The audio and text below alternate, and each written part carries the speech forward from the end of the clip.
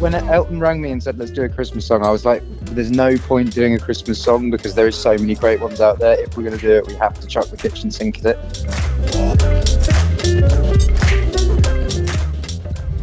It sounds like the most fun recording session of your entire life. So we wrote three that day. So when he rung me, I was like, I don't know what that sounds like. And then I wrote that chorus, the kiss me under the mistletoe, that day. I've got a voice recording from Christmas Day last year. And then when I went to go and stay with him, we wrote two others. Hold up, pause that big brain of yours. You wrote a Christmas song on Christmas Day. Well, I mean, you're not going to write it in July, are you? Well, most people do. I would say if you did a pop quiz of everyone who wrote Christmas songs over the course of their life, you are in the top 1% of people who actually wrote them on Christmas Day. I'd almost put my reputation on that. I feel like that's the time you feel most Christmassy, I guess. It being Christmas Day. I guess. I mean, no, it's a very obvious observation. It just, I don't know why, it sort of throws me for a loop. I think because I was sort of expecting you to maybe not be working on Christmas Day, but maybe that's just what you do. I'm always writing songs. There's always a guitar about. And I don't know, I felt curious after he said that because I've never actually thought of making a Christmas song. It's always been the type of thing that I thought I'd do when I was like 60. And, you know, it's like, but basically my manager Stuart said he'd retire if I ever made a Christmas album. He was like, I don't. He retired. He's a man of his word. He's a man of his word. And it's been a very successful run. I'm just saying. I know. Well, I mean, maybe this is the swan song for Stuart, but no, I mean, to be honest, if it wasn't with Elton, I wouldn't be doing it. I've always wanted to work with him, and this made the most sense because now I get to have, mate, we're doing like Christmas promo together. We just shot a Christmas music video. Oh, mate, I almost killed him with a bell. What?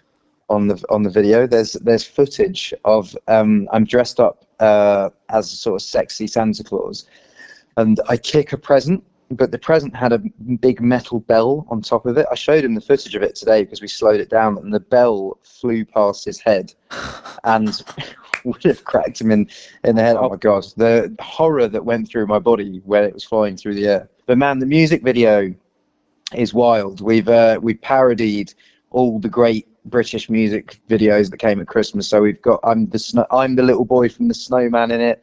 I'm Shaking Stevens. What else do we do? E17.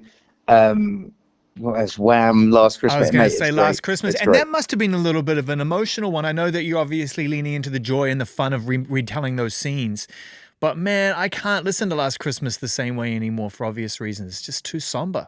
I think music with artists that we love, that we have lost, is even more important when we to actually play it. And that actually went #1 last year for the first time, which means people are even more. Yeah.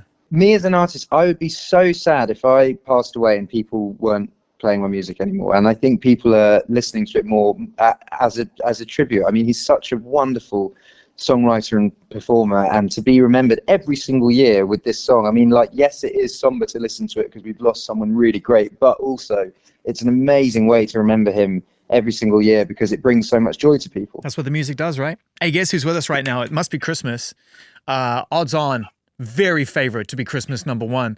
Do you know what I'll say, Zane? For anyone in the UK listening, do not count Lad Baby out. Do not count Lad Baby out. I reckon they are going to be Christmas #1. You guys are going to smash it. Can you imagine if it goes in at 163 with a bullet?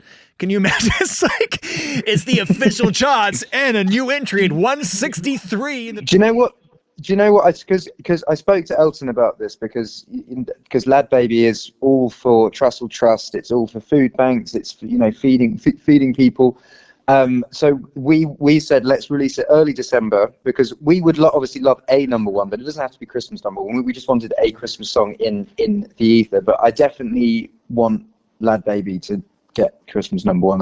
I think that's more important for UK culture than me and Elton, but also having a bit of silliness at Christmas. Yeah, but this song also is silly too. It's meaningful and emotional, but it is silly. That's why I said at the beginning, you kill Christmas. Like, I'm obviously joking, but the song has definitely got a lot going on. And by the way, are you listening, kids out there, in this never-ending competitive strive for greatness? You get so many hits that in the end you give the #1s away. I mean, you just came from literally going on a social media post like, "Oi, listen, put Elton at the top spot," yeah?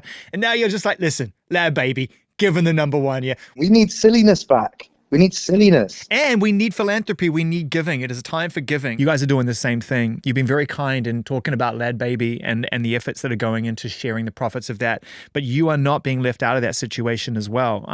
Both you and Elton are dividing the profits from this song up amongst things that are important to you. For Elton, obviously, it's his long-standing and legendary and very groundbreaking AIDS Foundation, which has done ridiculously incredible work. And for you, what is it? It's the Suffolk Music Foundation. Talk us through that for a second. So, do you know, it started off with my high school getting in touch with me and saying that between the arts at my high school, they got £500 a year. And that's between drama, music and art. £500 between all of them to split. And so they said, look, science gets 10 grand, maths gets 10 grand, English gets 10 grand. Would you put into our arts? And I was like, well, yeah, I'll put 10 into each of them. So now the arts at my old school was the best funded arts program in Suffolk and, well, in England. Wait, we've just got to acknowledge that, not just from the generosity and for the giving back that you've done through something that has given you such a beautiful life and us such great songs, but the fact that by putting in what is a lot of money, but I'm so sorry, I got to say this, it's really not a scratch on what the arts should be receiving in terms of funding. England's, I think, third or fourth biggest export out of everything is the arts. And I'm talking like Damien Hirst, I'm talking Elton John, I'm talking Paul McCartney. And state-funded arts is so overlooked, and they just don't see the importance of it. But it's the thing that our country is proudest about. You go anywhere in the world, people know the Beatles. You go anywhere in the world, people seen a Danny Boyle film. You go anywhere in the world, people know of Bridget Riley or Damien Hirst, or what movies are being played at Christmas time right now? I mean, in terms of modern classics, they're all Love Actually. Yeah, exactly. And man, so anyway, so from doing that, I started doing that 4 years ago, and the knock-on effect from kids at the school, because it's not just music. It's I've paid for a dark room there for people to learn how to do photography, and there's computers for people to do editing on pictures and stuff like that. And the knock-on effect I've seen from kids coming out of that, and me bumping into parents in my local area who, the kids are going to university and they're doing this, and I'm like, that is such a wonderful thing that I would love to do it for every single school in Suffolk. So what I did was set up the Suffolk Music Foundation, which is basically a start on that. So my first step into it is basically, if you want to learn music and you can't afford to buy a musical instrument, or you can't afford music lessons, you write into the Music Foundation. And then I have, it's actually the guy who's my music teacher. He goes through everything and he sends me a list, and then we basically buy violins or double basses or cellos or guitars, and then we pay for music lessons. And every year there's about sort of like 150 kids that get that, and the more and more money that's put into it, the more and more kids we can help. And then eventually I would love to do what I do at my school at every school in Suffolk, and then eventually I would love to take the Suffolk off it and it just be the Music Foundation, and it just be that for English schools. But you have to start somewhere. But it's a great charity. I bump into 10-year-old kids with their parents who are starting drum lessons. I bump into kids that have just got into university, and it's really, really positive. And on that note as well, in terms of the song being for charity, it's not just me and Elton. Steve Mack, who produced the song, has waived his producer fee and points, and he's putting all of that into our charities as well. So I do have to big him up for being just a good sport on that. It's a beautiful story. The song is called Merry Christmas.